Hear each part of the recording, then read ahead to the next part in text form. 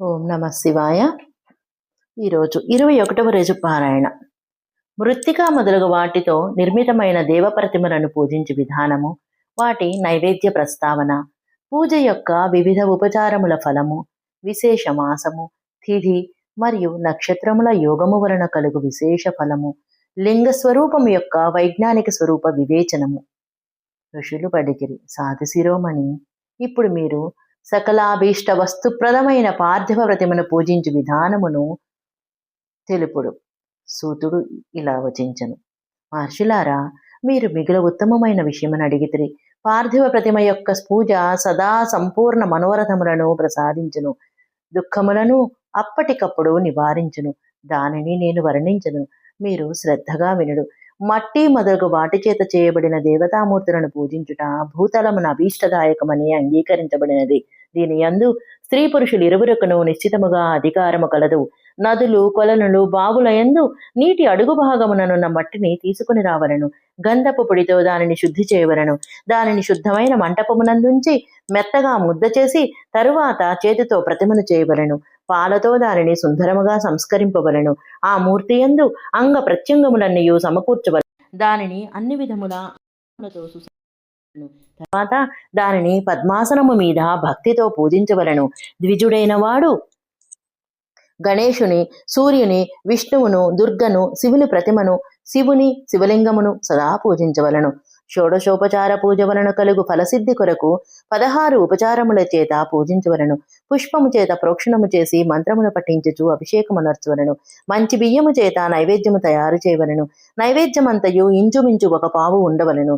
ఇంటిలో పార్థివలింగ పూజ కోసం 1 పావు సేరు, బయట స్థాపించిన శివలింగ పూజ కోసం 1 సేరు నైవేద్యమును తయారు చేయట అవసరమని తెలుసుకొనవలను.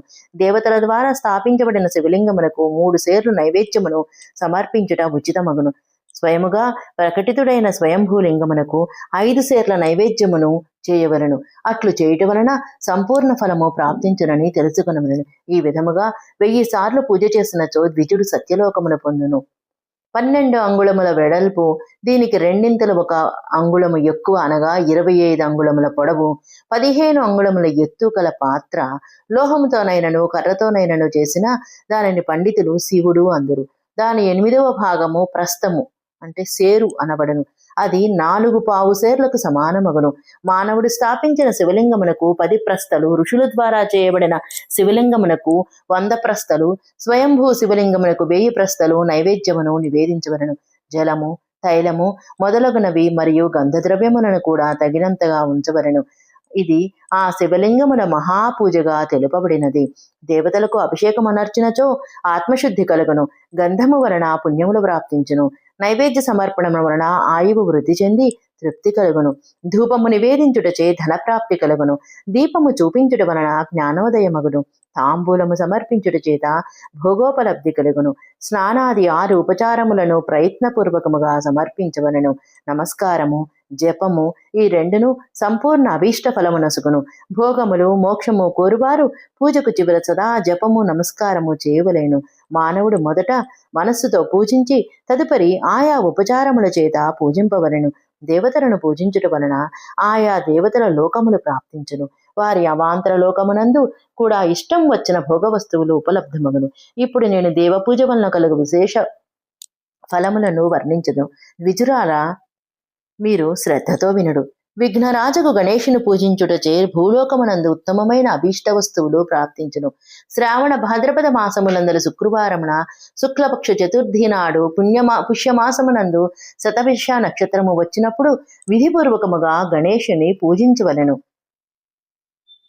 100 లేక 1000 దినములలో 100 లేక 1000 సార్లు పూజింపవలను. దేవతలయందు, అగ్నియందు శ్రద్ధ కలిగి చేయబడి నిత్య పూజలు మానవులకు పుత్రులను, కోరిన వస్తువులను ప్రసాదించును.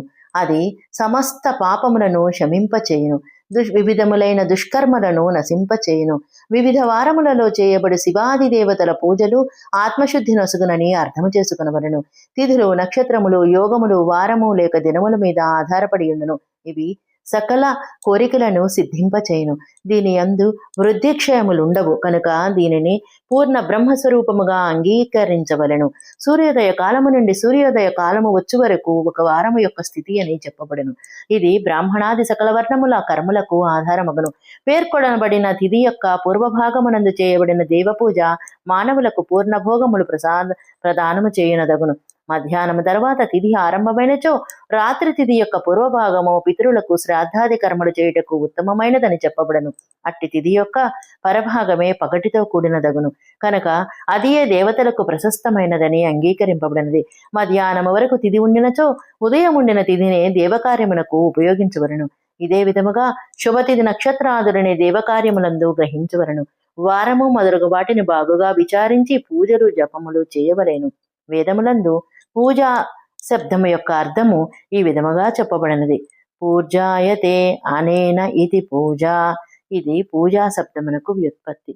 పూహ్ శబ్దమునకు అర్థము భోగము అని, ఫలసిద్ధి అని చెప్పబడినది. ఇట్టి ఫలము కర్మచేతనే ప్రాప్తమగును. ఆ కర్మకు పూజ అని పేరు. మనస్సు కోరుకున్న వస్తువు మరియు జ్ఞానము ఇవియే అభీష్ట వస్తువులు. సకామ భావమున్న వారికి అభీష్ట భోగములు ఆపేక్షితము అగును.